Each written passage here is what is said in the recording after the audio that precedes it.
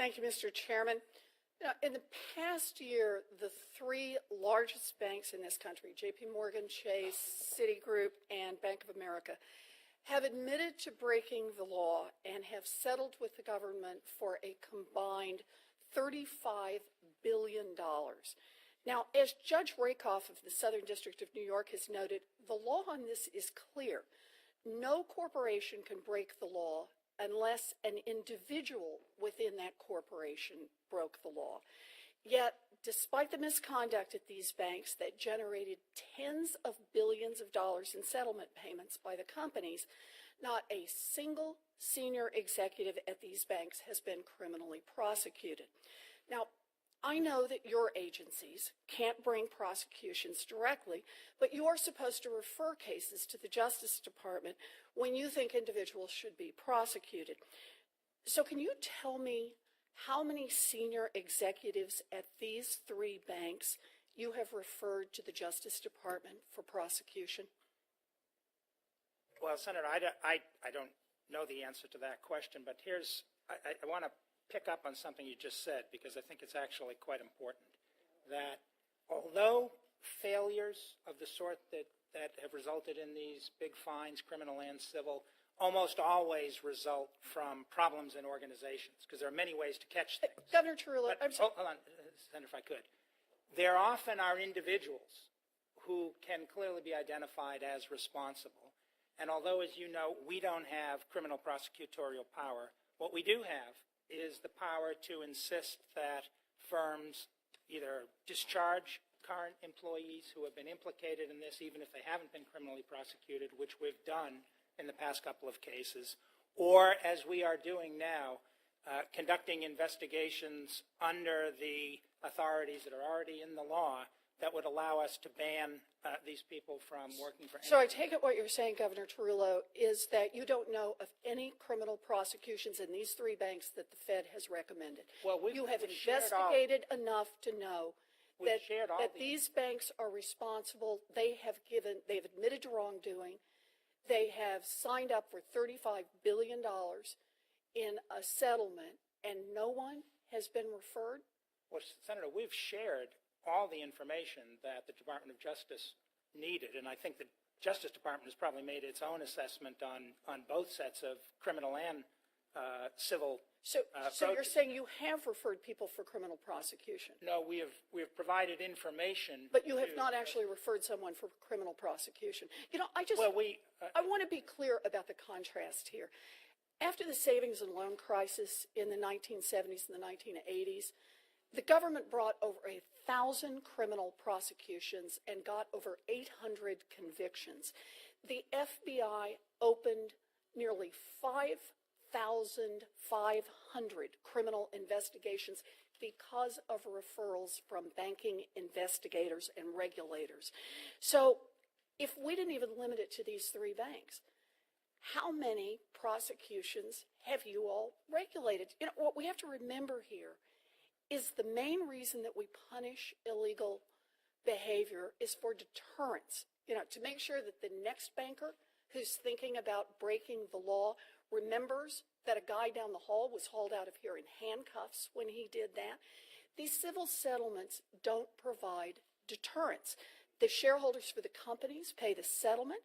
Senior management doesn't pay a dime. And in fact, if you're like Jamie Dimon, the CEO of JP Morgan Chase, you might even get an $8.5 million raise for the settlement of negotiating such a great settlement when your company breaks the law. So without criminal prosecutions, the message to every Wall Street banker is loud and clear. If you break the law, you are not going to jail, but you might end up with a much bigger paycheck. So no one should be above the law. If you steal $100 on Main Street, you're probably going to jail. If you steal $1 billion on Wall Street, you darn well better go to jail too.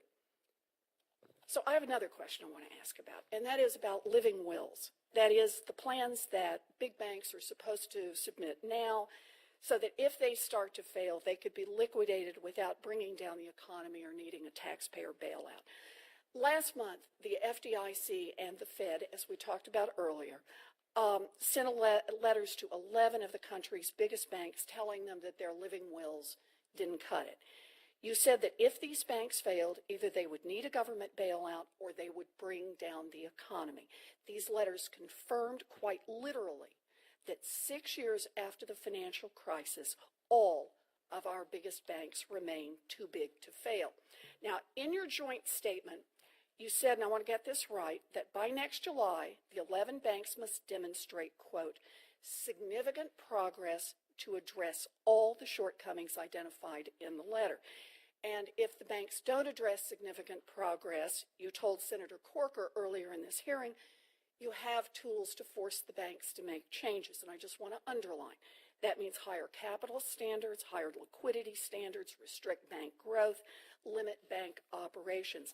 But these actions take place only if there's not significant progress on the part of the banks. So I just would like the two of you, FDIC and the Fed, just to speak briefly to the question, because I realize I'm out of time here, Mr. Chairman. What constitutes significant in this case? What is it you want to see the too big to fail banks do? And if they don't do it, the action you're going to take. Chairman Gruenberg, maybe we could start with you and then Governor Tarullo. Senator, we laid out in these letters a pretty specific set of markers for the institutions to meet that I think goes to really some of the key obstacles to orderly resolution of these firms. We directed them in the letters to simplify their legal structures so that they put their business lines in line with their legal entities so that in resolution you can sort the firm out and figure out how to manage the failure. Critical issue is their derivative contracts. Those contracts provide for automatic termination in the event of the beginning of an insolvency proceeding. Those contracts need to be changed in order to avoid the contagion consequences that we saw in 2008 from a disorderly termination of those contracts. We direct in the letters the firms to change those contracts.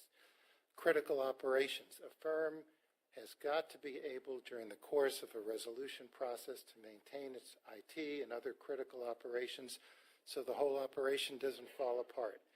You may have an IT operation in a foreign jurisdiction that could get taken out or not made available as a result of problems by the institution. The institution has to develop backup capabilities to sustain its critical operations. Otherwise, the public ends up having to pick up the slack. Information. The institutions have to be able to produce critical, timely information that's essential to managing a resolution process. The firms right now don't have that capability. So these are specific, measurable actions that we've directed the firms to take. And I think we're going to be looking for these firms to take specific, measurable actions to address these.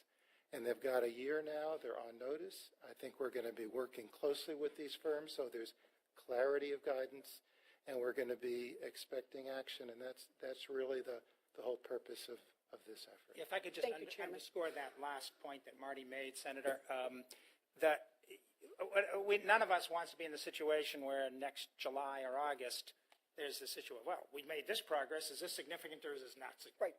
And so what Marty just alluded to is the point I was going to make, and I will now underscore, that we have our supervisors from the Fed and the FDIC in the institutions right now, and this will be a process of what are you going to do about this, and wanting to hear in very tangible terms what it is they're doing.